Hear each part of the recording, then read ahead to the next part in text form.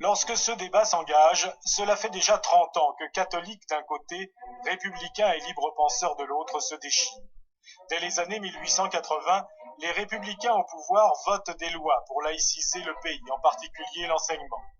Des jésuites sont chassés de leurs établissements, ils doivent alors céder la place à des laïcs. En 1901, le radical Émile Combes, président du conseil chargé d'appliquer la loi sur les associations, ordonne la fermeture des congrégations religieuses. 30 000 religieux quittent la France. Alors, en 1905, il faudra 3 mois de débats acharnés pour qu'un compromis soit enfin trouvé.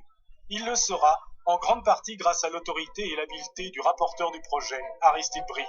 Le génie de Briand, ça a été de dire, mais finalement, le combat doit se faire dans la société, l'État, lui, est neutre, l'État est impartial, l'État est arbitre, et tout ce que peut demander la libre pensée, c'est d'être à armes égales avec le catholicisme pour le débat d'idées. C'est à chaque famille de penser de faire des propositions de sens et d'être attractive, disons, auprès des Français. Votée le 3 juillet 1905, la loi est promulguée le 9 décembre. La République assure la liberté de conscience, mais ne reconnaît, ne salarie, ni ne subventionne aucun culte.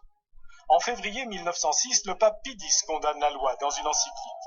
Un peu partout en France, l'inventaire des biens ecclésiastiques par les fonctionnaires de la République provoque des manifestations, parfois violentes, notamment à Paris.